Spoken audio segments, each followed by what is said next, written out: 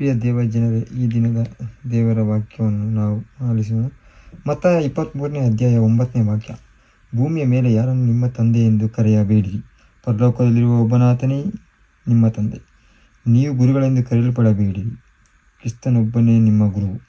ಆದರೆ ನಿಮ್ಮ ಅತಿ ದೊಡ್ಡವನಾಗಿರುವನು ನಿಮ್ಮ ಸೇವಕನಾಗಿರುವನು. ಪ್ರಿಯ ಜನರೇ, ನಾವು ಈ ಭೂಮಿಯ ಮೇಲೆ ಯಾರನ್ನು ಸಹ ನಾವು ತಂದೆ ಎಂದು ಕರೆಯಬಾರದು. ಯಾಕೆಂದರೆ ಪರಲೋಕದಲ್ಲಿ ನಮಗಿರುವ ಒಬ್ಬನಾತನೇ ನಮ್ಮ ತಂದೆ ಆಗಿರ್ತಾನೆ ಪ್ರಿಯರೇ.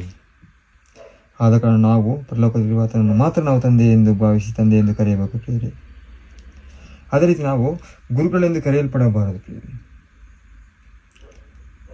ನಾವು ಗುರುಗಳೆಂದು ಕರೆಯಲ್ಪಡಬಾರದು ಪ್ರಿಯರೇ. ಯಾಕೆಂದರೆ ನಮಗೆ ಗುರುಗಳಾಗಿರುವವರು ಕ್ರಿಸ್ತ ಯೇಸುವಿನ ಒಬ್ಬನೇ ನಮಗೆ ಗುರುಗಳಾಗಿರುವನು ಪ್ರಿಯರೇ.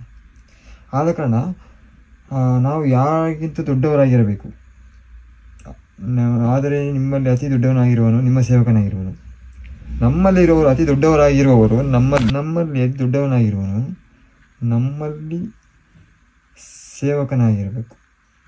ಅಂದರೆ ನಮಗಿಂತ ದೊಡ್ಡವರು ಯಾರೂ ಇಲ್ಲ ಪ್ರಿಯರೇ. ಅಥವಾ ನಾವು ಬದುಕಬಾರದು. ಯಾವತ್ತು ನಾನೇ ದೊಡ್ಡವರು ನಾನೇ ಇದು ಅಂತ ನಾವು ಬದುಕಬಾರದು. ನಮಗಿಂತ ದೊಡ್ಡವರು ಯೇಸು ಸ್ವಾಮಿ. ಯೇಸುವಿನಿಂದ ದೊಡ್ಡವರು ಯಾರೂ ಇಲ್ಲ. ಅದಕ್ಕಾಗಿ ನಾವೆಲ್ಲರೂ ಯೇಸು ಸ್ವಾಮಿಯ ಸೇವಕನಾಗಿರಬೇಕು ಪ್ರಿಯರೇ. ಹಲ್ಲೆಲೂಯಾ. Praise the lord.